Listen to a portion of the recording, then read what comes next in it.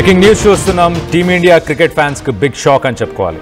మొదటి టెస్ట్ మ్యాచ్లోనే భారత్ ఓటమి చెందింది. 30 పరుగుల తేడాతోనే భారత్పై సౌత్ ఆఫ్రికా గెలిచింది.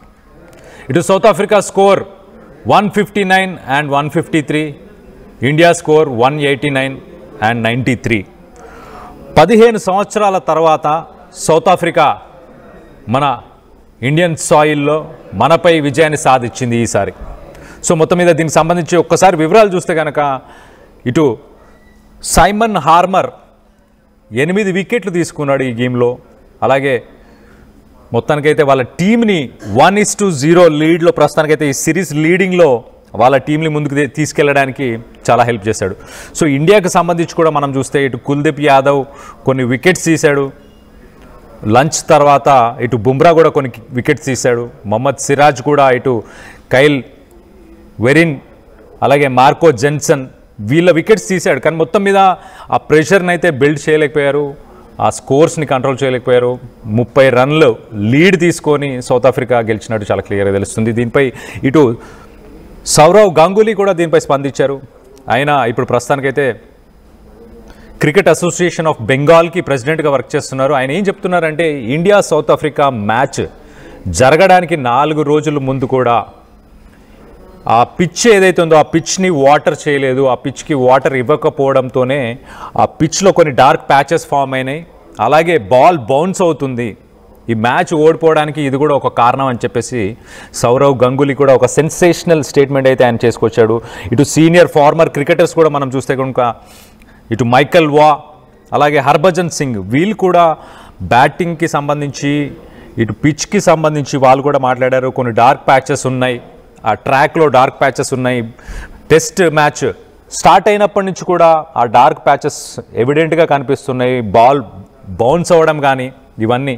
సో ఫస్ట్ ఇన్నింగ్స్ కోల్కతా టెస్ట్లో సౌత్ ఆఫ్రికా 159 రన్లు చేసిన తర్వాత ఇండియా 189 రన్లు చేసింది. మొత్తానికైతే 30 రన్స్ లీడ్ తీసుకున్నాక థర్డ్ ఫైనల్ ఇన్నింగ్స్లో ఒక్కసారి మనం చూస్తే 153 వాళ్ళు చేశారు. దాని తర్వాత నాకౌట్ 55 రన్స్తోని knockout Temba Bavuma 55 runs score చేశారు ఈ 153లో. ఇండియాని చేస్ చేసి 124 రన్స్ ఉంటే ఇండియాని చేస్ చేసి లీడ్ తీసుకున్నారు. మొత్తానికైతే 1-0 లీడ్ తీసుకున్నట్టు తెలుస్తుంది. సో ఇటు సౌత్ ఆఫ్రికా 15 ఇయర్స్ తర్వాత మన ఇండియన్ సాయిల్లో ఒక టెస్ట్ మ్యాచ్ని గెలవడం ఇదే ఫస్ట్ టైం. ఇటు Indian cricket captain Shubham Gill గురించి కూడా మనం ఒకసారి మాట్లాడుకుంటే కనుక ఇప్పుడు ఆన్గోయింగ్ సిరీస్లో జరిగిన టెస్ట్ మ్యాచ్ తర్వాత ప్రస్తుతానికైతే శుభమ్ గిల్ రానున్న సిరీస్లో ఆయన ఉండట్లేదు అని చెప్తున్నారు. ఒక నెక్ ఇంజురీ వల్ల కెప్టెన్ శుభమ్ గిల్ ఈ సిరీస్లో ఇంకా ఆడకపోవచ్చు.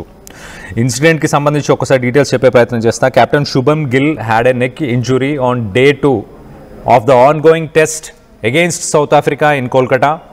He was taken to the hospital for examination after the end of the day's play. He is currently under observation in the hospital. He will take no further part in the test match. He will continue to be monitored by the BCCI medical team. So మొత్తం మీద BCCI ఒక official ట్వీట్ని కూడా చేసింది. ఇటు captain Shubham Gill had a neck injury on Day 2 of the ongoing test against South Africa అని చెప్పేసి మొత్తానికైతే south ఆఫ్రికాకు సంబంధించిన టెస్ట్ సిరీస్లో శుభమ్ గిల్ ఉండకపోవచ్చు. BCCI ఆయనను అబ్జర్వ్ చేస్తూ ప్రస్తుతానికైతే హాస్పిటల్లో ఆయనను మానిటర్ చేస్తూ మెడికల్ టీం ఉంటుంది. సో ఈ సిరీస్ అంతా ఆయన ఆడకపోవచ్చు అని చెప్పేసి చెప్పుకొచ్చారు. ఒక రకంగా ఇటు కెప్టెన్ శుభమ్ గిల్ కూడా మరి ఈ సిరీస్లో ఉండకపోవచ్చు, ఉండడు అని చెప్పి చాలా క్లియర్గా ఇటు BCCI చెప్తుంది. సో సౌత్ ఆఫ్రికాకు ఒక రకంగా ఇదైతే ఇటు ఉమెన్స్ టీంలో వాళ్ళు ఓడిపోయినా కానీ ఇటు మెన్స్ టీమ్ 15 ఇయర్స్ తర్వాత ఒక అచీవ్మెంట్ చేశారనుకోవచ్చు. ఇండియన్ సాయిల్లో ఒక టెస్ట్ మ్యాచ్ని గెలవడం 15 సంవత్సరాల తర్వాత ఇదే మొదటిసారి. ఆ పిచ్కి సంబంధించి కూడా పిచ్ కూడా దానిపై వాటర్ చేయలేదు. ఈ మ్యాచ్ కంటే ముందు ఒక 4 డేస్ దాన్ని డ్రైగా వదిలేశారు. అప్పుడు కనుక దానికి వాటర్ ప్రొవైడ్ చేసి ఉంటే పిచ్ ఇంకా బెటర్గా ఉండేది, మ్యాచ్ గెలిచే అవకాశం ఉండేది అని చెప్పేసి ఇటు Sourav Ganguly Kolkata Bengal cricket association president Sourav Ganguly కూడా చెప్పుకొచ్చారు. అలాగే ఇటు మార్క్ వా అలాగే హర్భజన్ సింగ్ ఇలా ఫార్మర్ క్రికెటర్స్ సీనియర్ క్రికెటర్స్ అందరూ కూడా చెప్పుకొచ్చారు. సో మొత్తం మీద దీనిపై మీ అభిప్రాయాలు ఏంటనేది కింద కామెంట్ రూపంలో తెలియపరచండి.